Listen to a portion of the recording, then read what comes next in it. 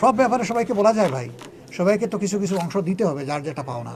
যেমন ধরেন জেনারেল উসমানী, উনি মুক্তিযুদ্ধের নেতৃত্ব দিয়েছেন, আজকে তাকে কেউ স্মরণ করে স্বীকার করে? তাকে স্বীকার করা উচিত না? আসম আব্দুর রব প্রথম পতাকা তুলে ধরেছে, তাকে কেউ স্মরণ করে স্বীকার করে? তার একটা রিকগনিশন পাওয়া উচিত না? আমাদের অনেক কিছুকে রিকগনাইজ করে না। আল্লাহ যদি আমাদেরকে সুযোগ দেন, যার যেখানে যে অবদান আছে, আমরা কোনো কিছুর উপর অবিচার করবো না ইনশাল্লাহ। আমরা আমাদের ম্যানিফেস্টোতে সেগুলা ইনশাল্লাহ ডিক্লেয়ার করব। তবে আমাদের ম্যানিফেস্টো এখন বান্দা ঝাঁপি। আমরা স্কেজুয়াল ডিক্লারেশনের আগে ম্যানিফেস্টোর কিছুই ডিসক্লোজ করবো না। আমরা এটা স্কেজুয়াল ডিক্লারেশন হওয়ার পরে ইনশাল্লাহ ডিসক্লোজ করব। তখন আপনারা দেখতে পারবেন আমাদের ম্যানিফেস্টো কোরআনের আয়াত নয়, আমাদের জ্ঞান বুদ্ধি অনুযায়ী সর্বোচ্চটা যেটা পারবো সেটাই করব, যেটা পারবো না সেটা বলবো না। এবং মিথ্যা কোনো আশ্বাস আমরা জাতিকে দেবো না, যে যার ইচ্ছা যাই দেব, এটা তাদের ব্যাপার, কিন্তু আমরা কোনো মিথ্যা আশ্বাস জাতিকে দেবো না। আমাদের সেই ইয়েতে ম্যানিফেস্টোর সাথে ইনশাল্লাহ পরিকল্পনাও থাকবে, আপনারা পাবেন। দুর্নীতির বিরুদ্ধে আপোষহীন যুদ্ধ চলবে ইনশাল্লাহ।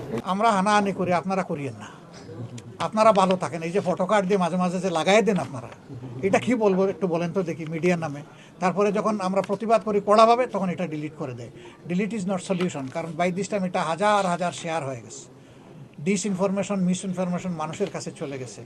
সাংবাদিকদের মাঝে যেমন দায়িত্বশীল সাংবাদিক আছেন, তেমনি মাঝে মাঝে কেউ কেউ কিন্তু সমাজকে বিপদে ফেলে দেন, টেনশনে ফেলে দেন, তার নিজের ইচ্ছাটা মার। সবার আগে সব খবর পেতে চ্যানেলটি সাবস্ক্রাইব করুন এবং ফলো করে বেল বাটনটি চাপুন।